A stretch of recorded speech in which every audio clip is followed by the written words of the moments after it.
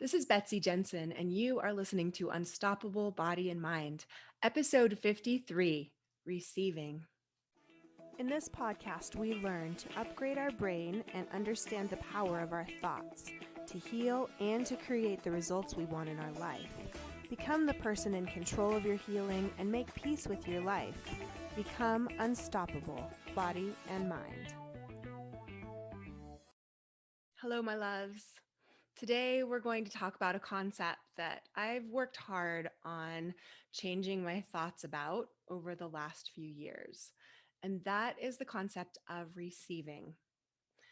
I grew up with the belief, I think, implicitly, that giving is better than receiving. Giving feels more comfortable to me.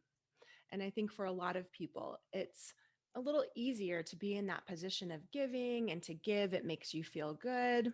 But receiving might have a little more of a negative connotation, especially in our society. If you're receiving something, maybe it's even seen as a sign of weakness.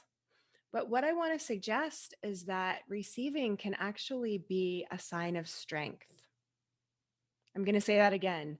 Receiving can actually be a sign of strength, not weakness. So think about what you've been taught and what you believe. Do you see receiving help or even asking for help as a sign of weakness? Maybe then you've been taught that you should be self sufficient. People should be able to do all these things on their own. You shouldn't ask for help. But what if we are not meant to do it all alone? That part of humanity and community is helping one another. Really, if there weren't people that were receiving, then there couldn't be people that would have the opportunity to give.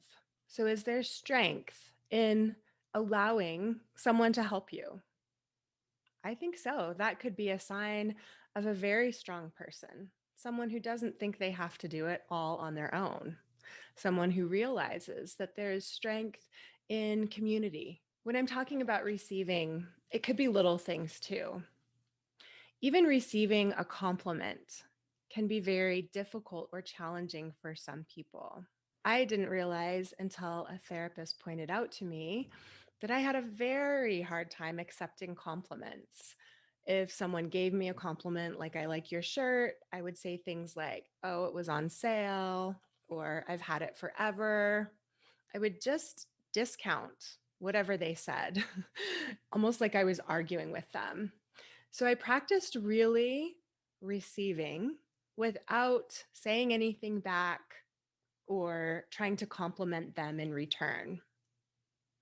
So I suggest maybe that is a place for you to start with this concept of how you receive things from others, including words.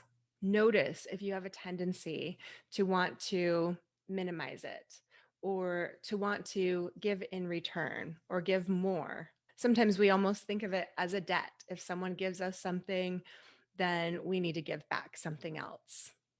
But with receiving, play around with that concept that you are able to receive without giving back right in that moment and see how that feels for you.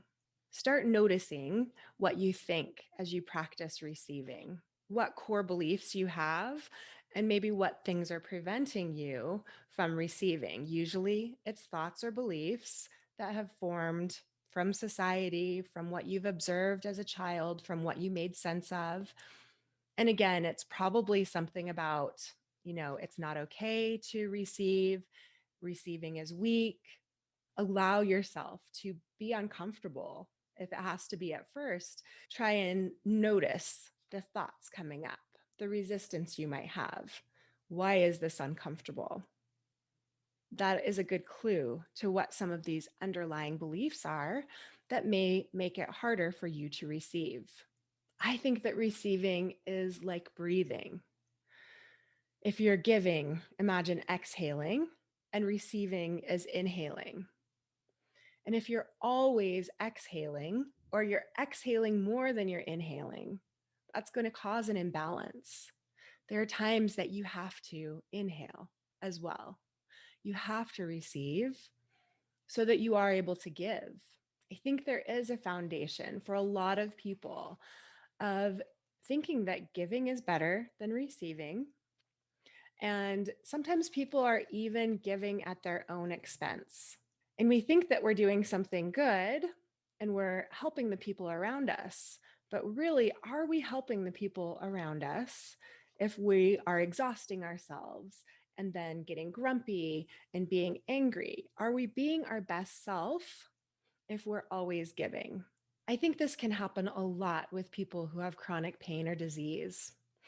A lot of times we have a people pleasing or perfectionistic personality trait. Notice if you are thinking that something's wrong with you, that you need help, that you shouldn't have to have help. You should be able to do this on your own. Maybe that's not true. You can question all of these thoughts, especially if they're not serving you.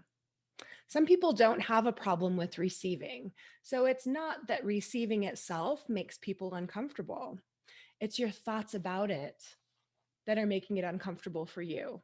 So think about when you're receiving, you are actually, you are giving. You're giving someone else the opportunity to give to you. So a lot of times we do have great feelings when we give to someone out of this sense that we want to. Are there ways in your life that you could be more receptive, that you could receive more? You may want to start with little things, receiving compliments, little acts of kindness that someone is offering, like opening a door or doing something for you. How does it feel to receive? Can you practice being in a space where it's okay to receive? It doesn't mean anything has gone wrong with you or anything bad about you. It's actually such a strong quality that you have, that you're the kind of person that doesn't think you have to do it all alone. You may be surprised what opportunities there are to receive that are already around you that you haven't accepted. I really learned a lot about receiving and got to practice this a lot when I was getting divorced. There were friends and neighbors that would offer help. And I was at the place where I knew that accepting help would be really good for me. And I was able to throw away all of those old ideas, practice new beliefs about receiving. And when someone offered to help, if there was any way that I could think of that they could help me, I would accept it. I've had a few times that a group of neighbors has done yard work.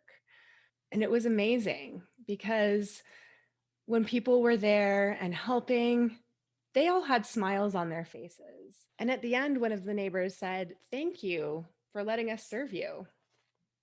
And I was like, "You're welcome. My yard looks amazing. No problem."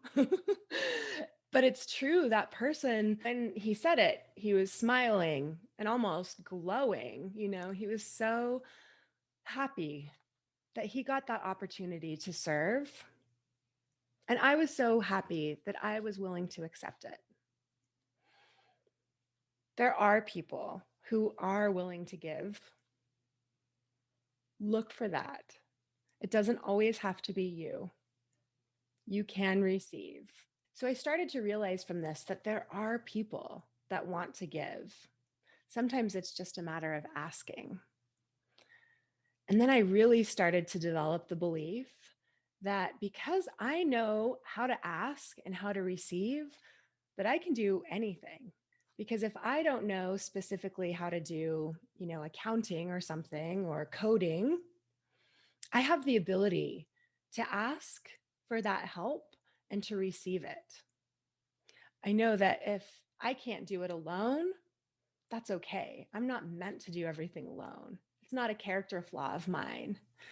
I can have a team of people. I can have lots of support. I can have people that support me when I need it, and I support them when they need it. And I really believe because of that, that my potential is unlimited because I have learned to receive. So, if you have physical pain or chronic illness, I suggest you take some time really exploring what your beliefs are about receiving and practice receiving in those small ways and see how it changes not only your life, but the lives of the people around you. All right, you guys, see you next week. Thank you so much for listening. I hope you learned a little bit about your brain today that helps you in your life like it helped me. Please be sure and subscribe and leave a review. And of course, be sure and share this podcast with someone you know that wants an unstoppable body and mind.